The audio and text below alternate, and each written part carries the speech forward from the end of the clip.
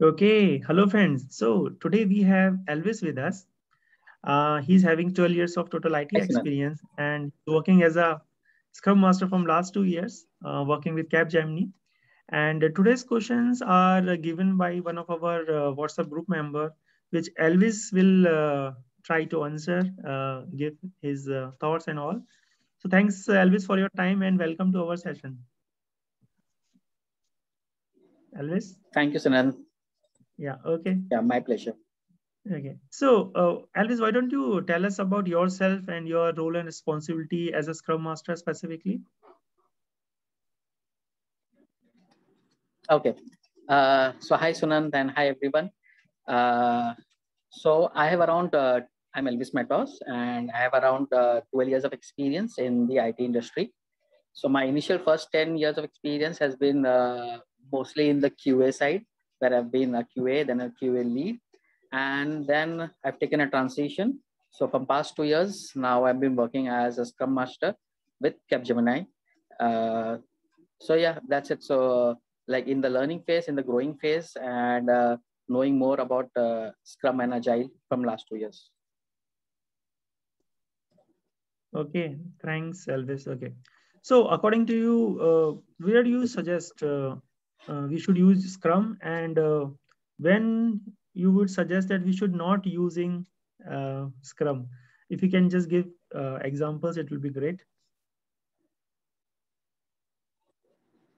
Okay. Okay. So just to paraphrase, like say now within the IT industry, we have a couple of projects going on, and let's assume this is a new project coming up. Okay, and now I want to decide whether I fit this project into Scrum or not into Scrum. Okay. Now there is no hard and fast or straight rules, I would say, wherein I could not clearly say that this kind of project should go into Scrum or this kind of project should not go into Scrum. But now let's look at from the Scrum perspective. No, series of what do you say values or qualities or attributes that we would say. Okay. Now, if you look from that perspective, I would say that. So you're picking up a new project. Now look whether it fits into that Scrum values or the Scrum uh, qualities that is required. Okay. Like if I could give some examples. So let's first talk about the requirements. Okay. Now you have now say the new project which you are talking about is it's going to be a long project, maybe next 2 3 years down the line, and no, let's assume it's a banking kind of project, and there are no, many kind of modules and many kind of requirements. And as of now, since you're in the start stage, it's not detailed, it's not prioritized, it's only all on the higher level requirements that you have. Okay. Uh, so if you go to see in that case, I would say that the requirements are not clearly defined as of now. Okay. So if you see Scrum, yes, Scrum supports this because Scrum works in a way wherein like if your requirements are in a gray area or not very granularized or not very prioritized, then yes, this project could fit into a Scrum area. Okay. And then the next examples I would say is the transition state. So any kind of requirement you have, it goes to a dev phase and then it goes to the QA phase, and then it ultimately gets delivered. So even when it comes to the dev phase and QA phase, this is if you talk about Scrum, we are not going through a traditional model where the team does not work in collaboration. Like we have a sprint, and within a sprint, a BA and dev and QA all are working at the same time to deliver a piece of item. So you're not only the requirements, but the developer and the QA, even they have to be open to change. So if there come challenges, we know, if there's a situation where we know that there could be a high probability of changes in the development, and maybe even later in the QA phase, like when the QA is testing it, he comes up with surprises. Oh, so when I've tested, I found that suddenly it's impacting in the regression or this and that. Okay, so you have to evaluate your project.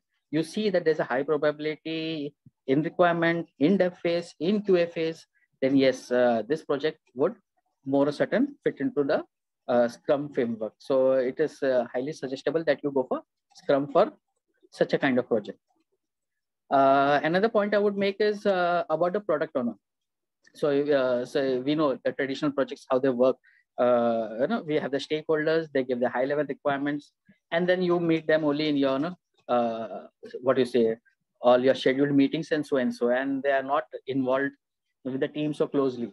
But Scrum works differently. So we have a role, specifically designed as a product owner who works with the team in the sprint itself. So this is what Scrum demands. Again, evaluate your project now. Do you have a dedicated product owner? Do you see a product owner available with you which each sprint and doing the duties of a product owner? If that is available, then yes, then again this particular project would fit for your Scrum framework. Apart from this, I would also talk about the team. So the skill set of the team, or how mature the team is. So supposing now we come to our next stage. Now you have a project finalized. Now you're even having a team finalized. So you have a 10-member team, for example. And now how are your team members? If you know that most of them are mature enough, they have experience of being cross-functional, being self-organizing, and so, then yes, again, Scrum supports this. So then you know that, okay, now there's another higher probability that yes, I should go for Scrum because my team is also in such a manner that Scrum would support it. So based on these qualities of the team also, I could decide whether I go for a Scrum model or a traditional model. Apart from this, if I could talk about maybe if we are about projects, so in the IT world, we see that usually on a high level, projects are either termed as fixed projects or else into the time and material projects. Okay. So time and material, so fixed are like usually what the traditional ones that they have been following from time. But time and material is something which allows for flexibility, and time and again changes, it adopts the changes. And again, this is in favor of Scrum. So if you already know that your project is into that time and material kind of project, then yes, again, it would support you, it would help you. So there's no hard and fast rule that a fixed project cannot go into a Scrum and only a time and material should go. But yes, it helps you to take a better decision that, okay, whether your project goes into a Scrum or not. So if I have to just conclude my answer, if I look into every aspect of the requirements being unclear, the product owner being available or not, and the time and material, whether the team is open to change or not, if I could conclude, I would say that more or less Scrum is suitable for complex kind of projects. Okay, so if your project is a bit of complex and there's a lot of uncertainty, there's a lot to adapt and there's a lot to learn, then Scrum supports it. Okay, and the other side of the question where we say that which project should not go for Scrum, then my answers would be just the opposite of what I've told. So like instead of being a complex one, say supposing it's a simple project. Okay, the requirements that you have received are very granularized and prioritized in a very nice manner. Okay, you have a vision of next 2 to 3 sprints also. You know that, okay, this I'm going to do for the next 3 sprints, next 4 sprints, and you're confident about it. Then there's not a necessity that you go for Scrum for this. You can go for the traditional model that would fit for it. Also talking about the sprint strategy. So one of the most important parts of the sprint is having a releasable increment at the end of the sprint. Okay, so that should be something, an agreement that you have to go to. Now, if your project is in such a manner that you see that it's not at all possible that each sprint gives you an increment, then then you might not have to go for sprint. You can go for your traditional models in that case.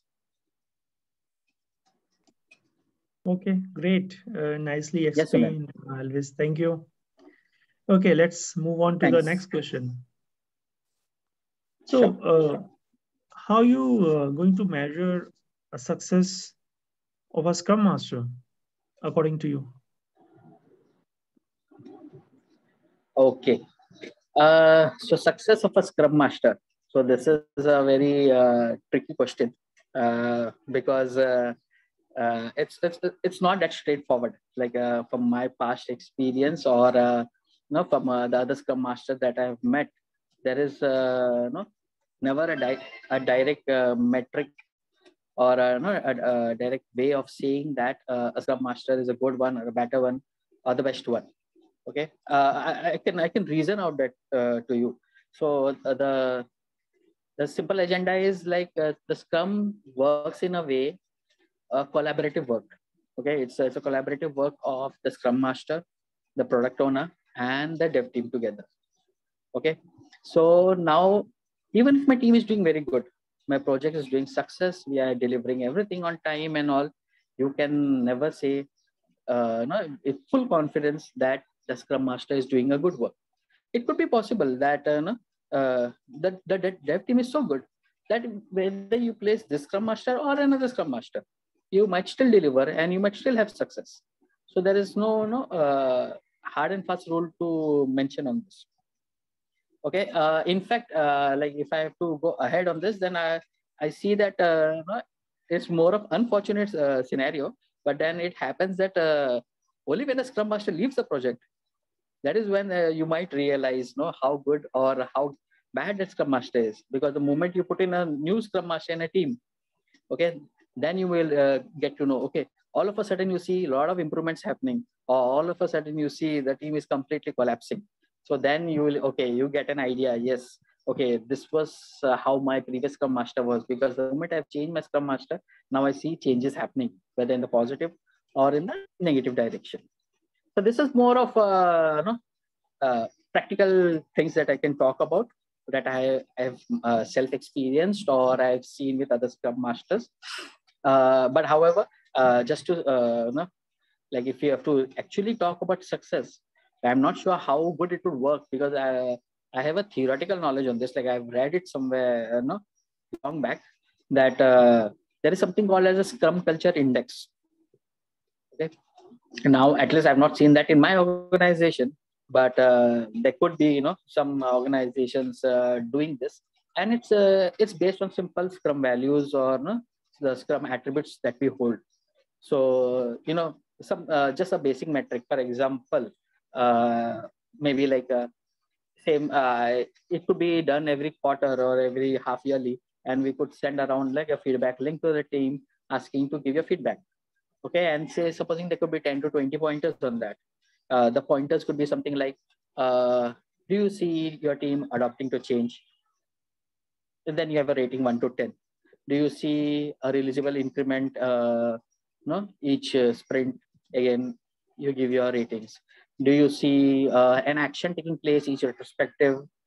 Again, you give your ratings, and so. And then a collaborative for all the pointers is done.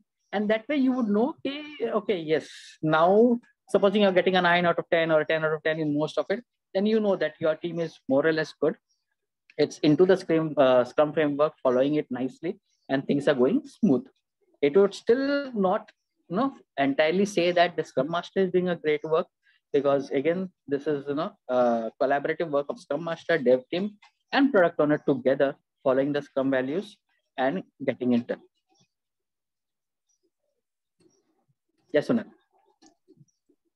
Okay, thanks, Alves, for that. Okay, so why don't you share some of your outcomes or action items from your last retrospective, and how you are going to work with these outcomes? Okay. Okay, before I come on the outcomes of my last retrospective, I'll just give an insight of things that are happening. So recently there have been some changes in the team. Okay, so there have been a bit of attrition, and so there have been new team members joining, new BAs, new QAs into the team, and they're learning, growing, and action items happening. Okay, so recently, in the last 6 months, I've seen that suddenly our retrospective have become much more interesting, because now persons have changed, so they look at it in a different perspective, and they give their own thoughts, their own ways of going into it. So if I could just recollect on my last retrospective, okay, one important point that I could remember is on the defect life cycle. Okay, so So what's happening is the defect lifecycle, like initially, it was not followed in the right way that no, it has to be done. So, so supposing you have a release or a sprint happening, and say the QA defect, what he does is just he talks to the developer or he shoots an email to the developer. He confirms it's a defect or not, and then once it's done, at the end of the sprint or at the end of the release, just for the purpose of productivity or for logging efforts, the QA goes and logs in a defect, saying that so and so a defect was logged, and it's closed into the system. Okay, so this was once it was discussed into the retrospective, we got to know about this practice that the QA guys are following, and then it was suggested that that's not the right way, and like we came out on an action item saying that okay, so going forward that should not be the way.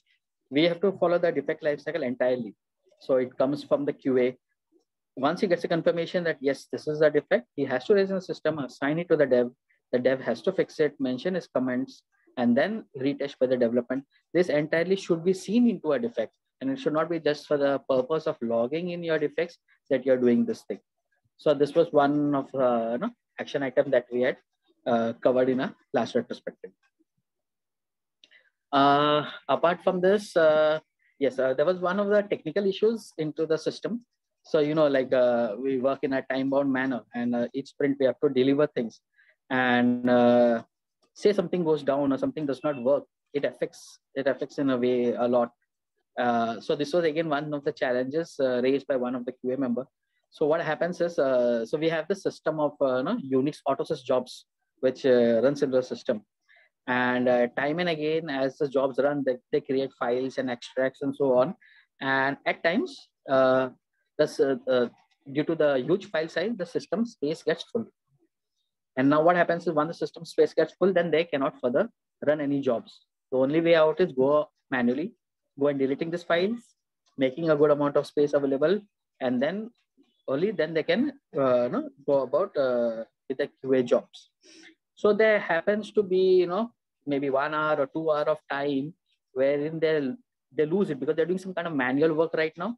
They're going to each directories, folders, trying to create a lot of space, and then they're losing time on getting done. And after 2 days, it again just filled up, and then they're doing the same thing. So this was raised in the retrospective that they are losing a lot of time on this. So it led to a discussion. The dev team pitched in. They also talked about it, and we came to a conclusion wherein like it's a very simple solution. So it's just a Unix script to be designed by the dev team. It would not take them like more than 1 hour to make such a script, and it will be deployed into a system. So it's as simple as in the next sprint. Now again they're doing it. They will continue testing it in the same manner. And say supposing they come through this issue where the things the system is full and they cannot run any jobs anymore. It's that simple, that run that script. It takes 5 minutes.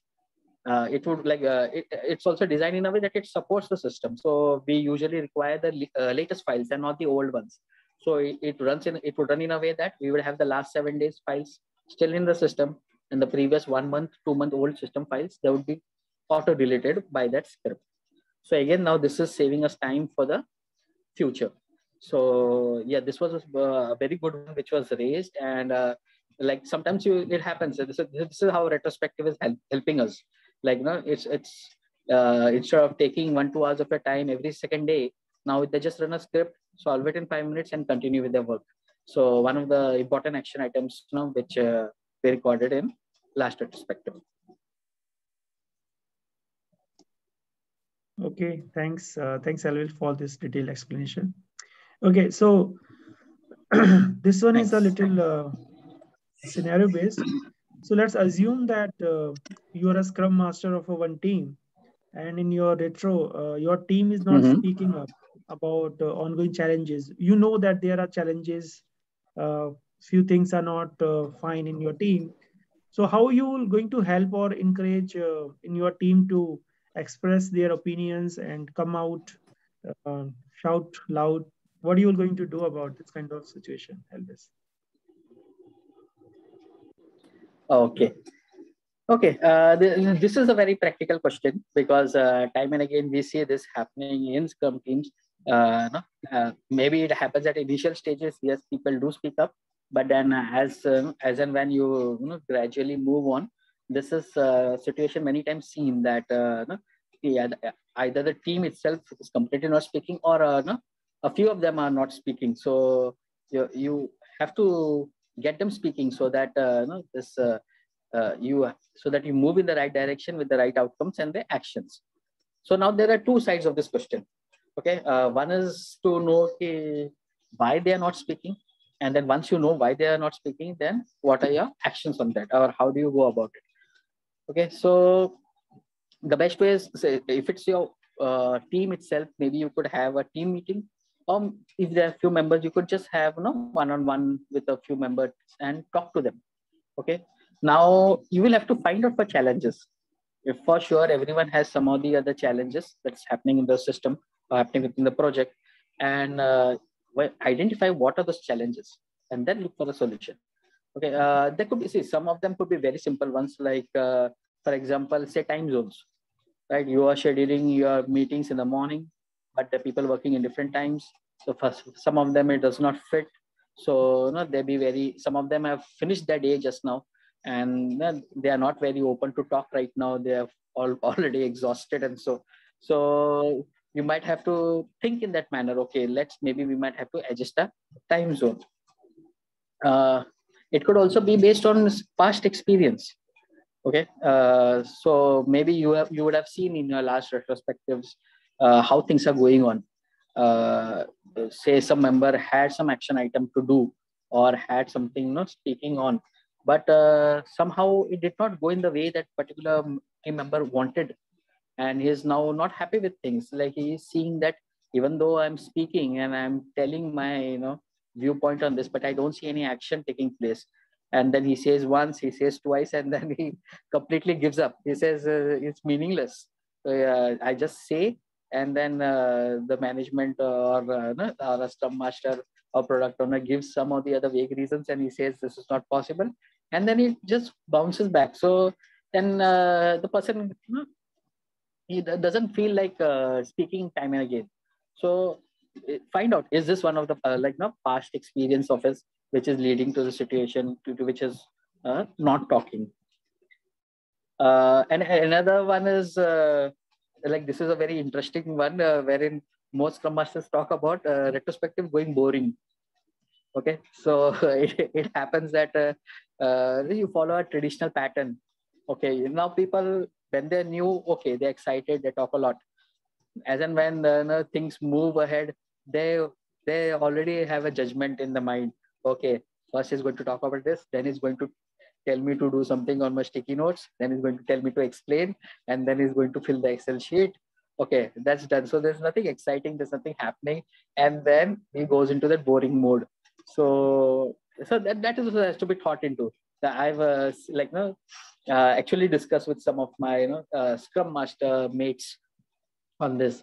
So there are many ideas. If you if you talk with scrum masters, how they come about different ways of making retrospective interesting, and so talking on the past experience, it could also be because of being backfired.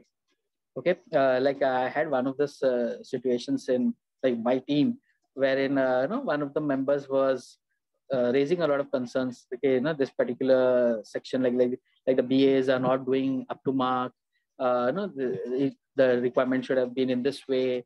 He wanted some unit test evidence. He wanted this and that, and the other part who he was talking about happened to be seniors, and they just backfired him. They, okay guys, say, listen, this is not happening. So this is it happens in this way, it happens in that way, and they explained him that this is not the way things move on. And it backfired in such a way that now this guy has stopped talking only. Again, he tried for the second attempt, he tried for the third attempt, and then if there's pressure on him, then he thinks time and again, okay, things are not going my way, things are not going to change. So just leave it. Let the things go as it is. And it's why should I even put my effort into talking or putting high, what do you say, forecasting any kind of challenges that will come into. Another part Yeah, very important. It's like if you see the retrospective, we always start a retrospective like in three different areas. It's like what went well, what did not go well, and how you could improve it, in future. Now it happens many times that we are so much focused on productivity, or getting things done or getting actions done, that we'll more look into what did not go well or how you can do better in future, and less focus into what went well. But that is also a very important category of retrospective. For sure, every sprint that you have, there will be at least few team members who have done exceptional work. Okay, so it's very important to take out that time in your retrospective, acknowledge them, appreciate them of how they got their dev work or the QA work or the BA work, in a good way, and in delivered on time with excellent quality, and so and so. That boosts their confidence. That helps them to talk further. So that is one point that should not be ignored, and should be taken care of. So yes, so talking about all this, whatever challenges I've mentioned, so you will have to get a list of all this. So maybe whatever I've spoken about time zone, the past experience, or getting backfired, or changes not seen in team. So once you get a list of all your challenges, then you will have to work out. Okay, now you will see, it's not entirely that it's a Scrum Master duty to look into it. If something is within your zone, yes, you should definitely go ahead and take your further actions. But there could be something which is out of your zone also. Let's say one person tells you that I don't fit into Scrum. Then what you do in that case? So that becomes a challenge. Some things you might have to talk to your management, talk to them, and like it's not necessary that always you even force a person to go into Scrum. Let's go in a way that everyone is happy and there is action points and productivity coming in. Great. Thanks. Thanks, Always. Okay, and as you're Thank you. talking about retros, so what is your favorite retrospective technique and why, which you like most or you enjoyed a lot? Okay, retrospective technique. So again, yeah, I know that the market is filled with a lot of retrospective techniques that different Scrum masters have been trying. Uh, but however, like as I mentioned, I'm like still not 2 years into this Scrum Master thing, and more or less I've been doing that kind of traditional approach.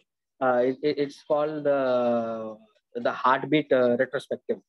That's not followed in most of it. So I would say like the way it was done by my previous Scrum Master. So I was shadowing them and learning on how things are going on and following the same way. Okay, and as I just mentioned, now we have changes in team. So fortunately, it's not gone into that boring zone, and people still speak, and we still have action items coming out. So just simple, like if I have to just summarize the technique for the heartbeat one is first getting the team into the talking zone, because it happens many times that people come into a meeting thinking of it too much of an official thing or something, and and then they tend to not to talk about it. So this is a trick used like by me and maybe by many Scrum Masters also, that spend your first 5 minutes of your retrospective at just gelling with them. Okay, meanwhile you're opening a system, you're opening your sticky notes and so and so, you just take out a open conversation with the team. It could be just out of the topic. It could be on general topics like sports or movies or something. Maybe in your company, you had an event in your company, or there was some kind of competition in your company. Make the people start talking, start laughing, and start like the movement happens. So immediately that energy is already built. Okay, so that in first 5 minutes you do that work, and it's a trick work. You're not letting them know so that you're actually doing this. So once they come into that comfort zone, then you start your work. Okay, then you talk about the three different categories that we talk about: what went well, what not, and what are your improvement areas. And then you follow your general practice, wherein people are given sticky notes.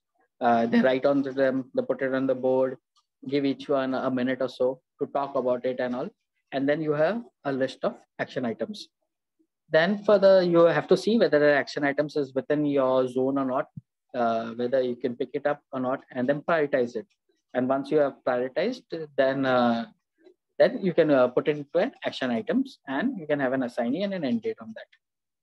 And then we conclude it by going through a list of previous retrospectives, because each retrospective will have its own outcomes. So we go through it because it should not be lying around. We see that it has been closed and it has been taken care of. So this way it takes care of the previous history also, and then we have action items for the upcoming next retrospectives also. Okay, Yes, thanks, sir. I just saw that. Yeah. Okay. So, would you able to recall any time in your past where you made some mistake as a Scrum Master, and what you learned from it? Okay. Yes, definitely. So as I had mentioned that my journey in Scrum Master has been only from past 2 years, and for sure, when you go into transition, you have a lot of challenges, right? So especially the first 6 months, I would say was a very difficult journey for me, because it was learning and working at the same time. Plus, you have to get your deliverables also done. So yeah, everything was not that smooth initially. It took time. So if I have to just recollect on like some of the challenges, uh, so maybe what I could say is the amount of work that was coming in. Okay, so maybe the initial Scrum Master was there earlier was no very keen on how much work should come in, how much should be looked into the team capacity, and accordingly we freeze for a sprint. But when I came in, like yes, we followed the same practice, wherein we looked into the velocity, looked into the team capacity, and accordingly we like okay, this is how much the dev team will take up for the sprint and so on. But what happens is like it just in any project, apart from what you have committed, sometime or the other you get ad hoc task.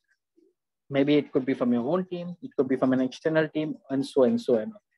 So now, even if you get an ad hoc task and all, it has to go through an entire process where it has to be prioritized, or else it has to be managed well. How do you go about it? So since maybe I was in a very naive stage at this point of time, and maybe there was a kind of pressure from the product owner also that this is a prod issue and this is a very urgent issue. This has to be taken into, and then it led to the high amount of work into a sprint. Okay, so this happened as and when people started accepting, even although there would be resistance in the team, but then with no choice they had to accept it, and then it led to a burnout of the team. So this gradually was spoken into in one of the retrospectives, wherein they spoke that earlier it was not that so much amount of ad hoc tasks were coming into. If it was coming into also, then it is to go to a standard procedure of getting prioritized and so and so and all. So once they shared that, then I understood. Okay, that's I had a responsibility over there, being a Scrum Master, that I had to shadow them. I had to take care of that. That if something comes and it crosses their particular capacity, then yes, it's my time to speak up and see that it does not burn them out. No, then the entire effort or the entire discipline of Scrum fails, and then it leads to the previous question that we just discussed. When the team is not happy, then they stop speaking in your retrospective, and then you will just not grow. It will lead to stagnancy. So this is one of my mistakes, I would say, that I've done in my past, and it was a great learning. It's helped me now. Now, anytime I get a task, ad hoc task or some external task come, I make it sure that it goes through a standard procedure, and we just don't add it into a sprint, and then it goes to the next sprint, or as per the priority that we decide. Okay. Good. Thanks, Alves, for that. Okay. So again, this one is again a little bit tricky, and nowadays I saw this question at a lot of places. So the question is like, if you have to cancel an event, you must, huh? The question is you must cancel an event in this sprint. So which one you will cancel? It's a retrospective, Okay. planning, review, daily scrum, or some people use refinement as well, and why? So that's the question for you, Always. Okay. This is again a very tricky one because now for all the ceremonies and all the events that you have spoken about, whether it's daily scrum, planning, or you know uh, the sprint review or sprint retrospective, whatever we have spoken about right now is this holds scrum together. Okay, so even if you take out one aspect of it, then it would not be scrum. It would be a compromise scrum that like that we have to, because we do not have any choice at the moment. This question is more of in a manner like you asking, you have a car and which one tire should I remove? It's not possible. It's this car, this car will not move. Okay, but now, yeah, agreed on this perspective. But yes, now we get many situations in the IT world wherein we talk about following Scrum to the most possible way. But at times we get challenges wherein things don't go in the right direction. Then we have to rack our heads. Okay, now things are not going in the way that I wanted to, but I have to find a way out. Although it's compromise Scrum for right now, but we have to go for it. So coming to that same question of yours, like if I have so many ceremonies happening, and like if you are saying I have to, cancel one sprint, and so it's actually a very difficult job, not to find out which particular ceremony I should go about canceling. Okay, but like if I have to see from my team perspective, my project perspective, uh, maybe I could go for the product backlog refinement. Okay, and I would select that as there's a reason to select that, because it's more of an advantage to me. Because what happens is, like I'll tell you, in a practice of product backlog refinement, say we have refined say around 6 to 8 tasks, 6 to 8 stories. Okay, but when the next sprint is coming up, we are not taking up all the 6 or all the 8. We're just taking up 4 or 5 of them, which higher prioritized or higher detailed into. But so I still have around 4 5 stories which I have been already granularized or already refined. So and as and when we keep moving in this pattern, I see that at one point of time I have at least 15 to 20 stories already in a way that they are refined. And even though there are 15 refined, from those 15 we will pick up only 5 for the next sprint. So I feel that I'm safe right now, that although I have I will pick up 5 for the next sprint, so that leaves me with another 10. So I will skip backlog refinement right now, but then I still have another 10. So maybe from that 10 I will take next 5 for the next sprint. So it's a safe strategy rather than taking up any other ceremony to decide, okay, to cancel this particular ceremony. Okay, and I would one more point to mention here is that this is only possible because the team is mature. Okay, if it was a new team, just in the initial stage or something, then this would really not be possible. But even if I have cancelled a refinement, it would have a big impact on the team. Now the team is mature, like going on from last few years, and so we always have a good number of stories already refined. So because they are mature, so I am in a bit of safe zone to cancel this refinement, backlog refinement ceremony. So yeah, that's what. So maturity, I would say, would be a very important aspect in canceling any kind of what do you say, this kind of ceremony or an event. because if it was an immature team, no matter which event, even if I select any other one also, if I select a daily scrum or another ceremony also, for sure there is going to be an impact somewhere or the other. That I have to be aware of, and I have to take a calculative risk, saying that okay, let's select an event which gives me the least amount of loss. So I move in that direction. Correct. Great. Thanks again, Elvis, for that. Okay. So you heard about this term throughput. What's the difference between velocity and throughput? If you can answer that. Okay. Okay. Yes. So we have been hearing a lot of these terms, velocity and throughput in the agile world, as you see. Okay. So I think so. Velocity, most of them would be like it's a term known by most who are working into the Scrum projects or the Scrum frameworks. Okay. Uh, just to summarize it. So, like for example, within us we have a sprint going on, and in a sprint we were able to commit say 4 stories, and each of these 4 stories had their own complexity points. Okay, and let's say it's a calculation of each of your 4 stories. When you calculate it, you get to know that you were able to deliver 20 complexity points in total for a particular sprint. So that's the way a velocity is calculated. Okay, so my team did 4 stories. Each story had a different complexity point, but when I calculated it for this particular sprint, it came up to 20. Okay, and velocity, and it would not be bound to that particular sprint itself. It would go as an average calculation of each sprint also. So you did 20 now, you did 22 earlier, maybe next sprint you may do 18, and so and so. And then on an average, you're seeing that okay, your team velocity comes up to 20, and this is again one thing that this is a metric which is internal to the team, and which helps the team for the planning or for the capacity planning. Okay, so this is it's not actually a management metric that should be used into.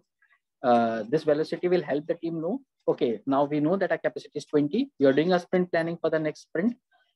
You are already aware that the best possible is 20 for the team, and then you plan around in such a way that again you go for 20 for the next sprint. So this has been more or less velocity followed into the extreme programming or into the Scrum zone. Okay, but lately now, as you mentioned, we have also got to hear of a new term called throughput. Okay, now when I look at this throughput, like I've not seen much into the IT world speaking about throughputs. Only I think from the moment that we had this lean concepts coming into Agile, so it's come from that area where we get to know about the throughput also. But if you look into if you look into what exactly throughput is, then it's almost like 2 sides of a coin, I could say. If the velocity is one side of it, the throughput is an other side of it. It's just another way of looking at your capacity, at your planning. Okay, so in this this lean kind of projects, they work in a slightly different way. So what they do is they already have their say stories prioritized, and then when they pick up their work, they just take the highest priority item and they start working it. And then when they pick up the higher priority item, they note it. Okay. Now let's take an example. Like say this is the first month, the January month. Okay, and day 1, I've picked up my first task. I make a note of it. Okay, on day 1, I started my task, and then say day 4, I finished my task. Okay, day 5, I pick up another task, and so on and so forth. It's moving on. By the end of the month, I was able to do 5 tasks.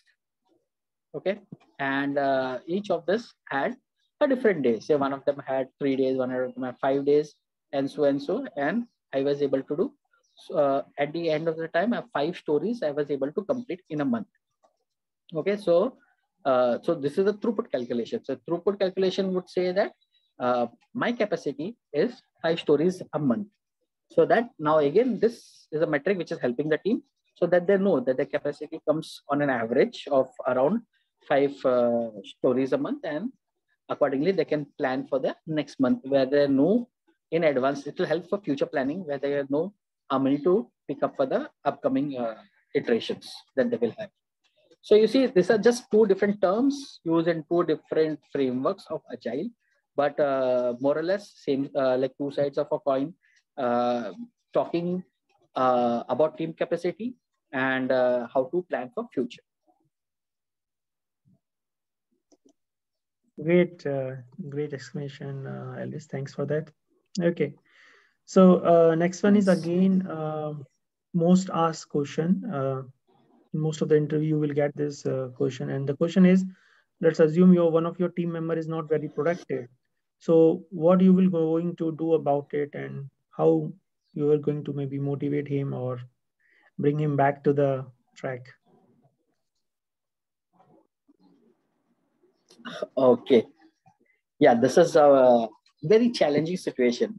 Okay, so now, okay, let's say it's your own observation wherein you see that the team is not a particular team member is not getting very productive.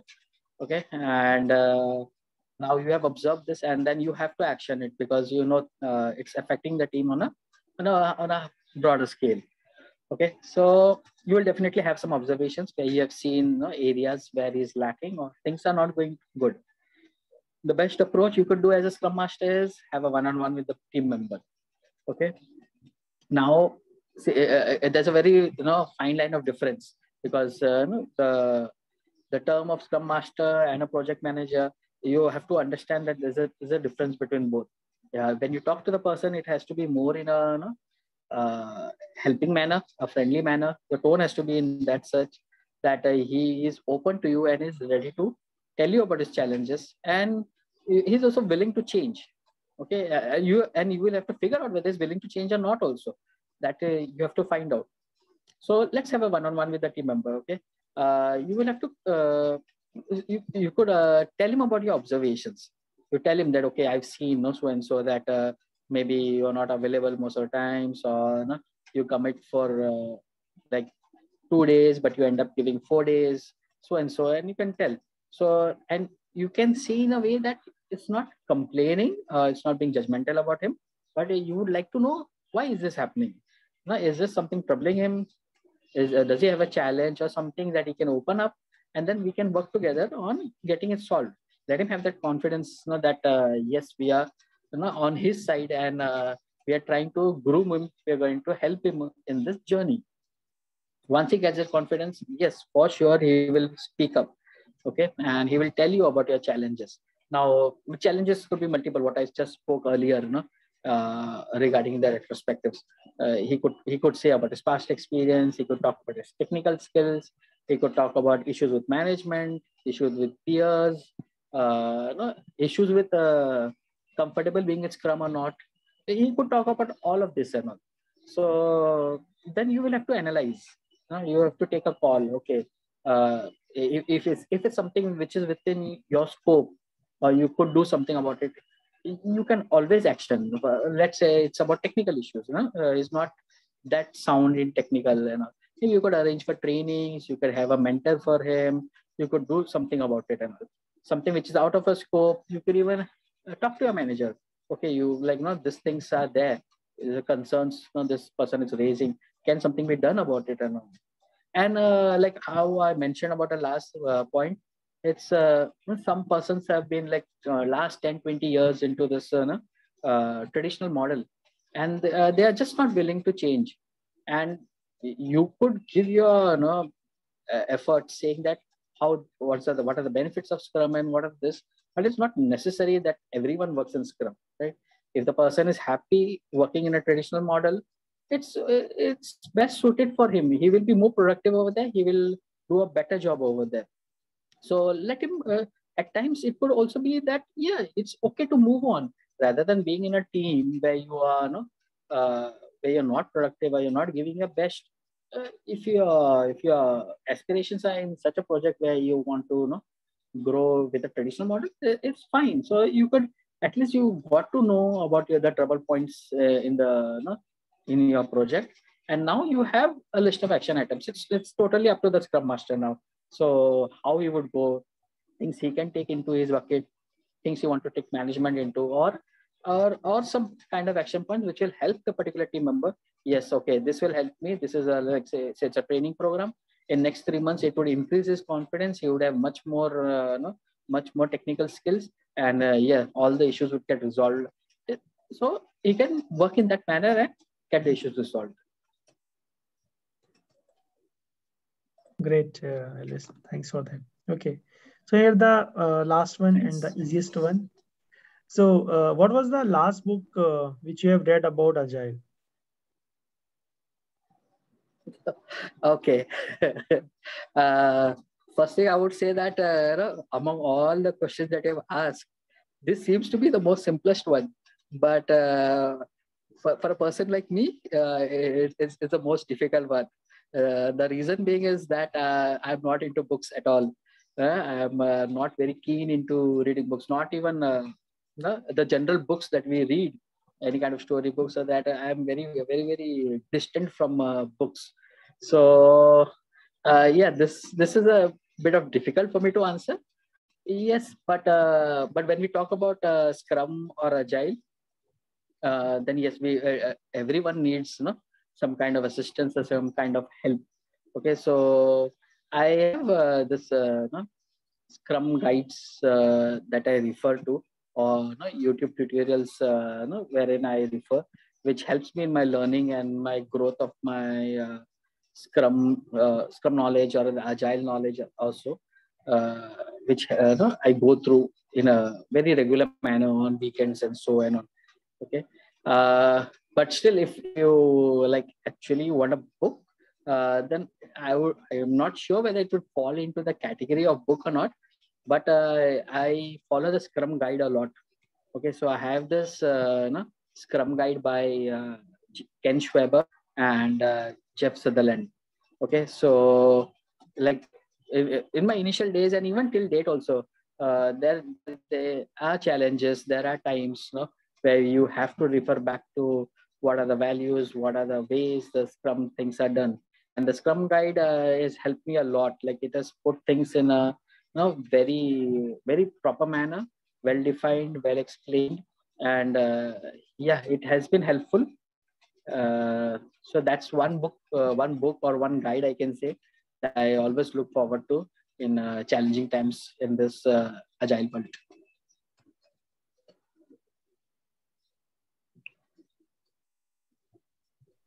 Okay, yeah, thanks Yes, for Sunil. the honest answer, Elvis. Sometimes people just create something, but yeah, it's always good to refer Yes. some good books. There are many, and we have also listed a couple of books name in our various videos. So, guys, if you want, you can just go and refer them. Yeah, because not all people are Sure, sure. same. Not everyone is Elvis. So, it's always good to pick some good authenticate book from some good writers, and yeah, start learning Yes. from them. Yeah, so that's always good. And yeah, thanks Elvis for your time. I am really sure that whoever is going to watch this session, they will definitely going to benefit out of it. The way you have explained the answer with so ease, that would I would say it's really good. It's really commendable, Elvis.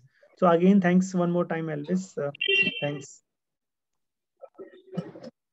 Thanks a lot, Sunand. I mean, in fact, I would like to thank you that you have given this opportunity that wherein we could talk, wherein we could share our knowledge, and especially for your channel, it has helped me a lot in gaining knowledge and moving ahead in my entire Scrum journey. Thanks a lot for all your hard work and all your support. Yeah, it's because of guys like you and nothing for me. So yeah, Elvis, thanks. And with this note, yeah, we'll close this session. Thanks again, Elvis. Okay. Thank you, Sunand. Thanks a lot.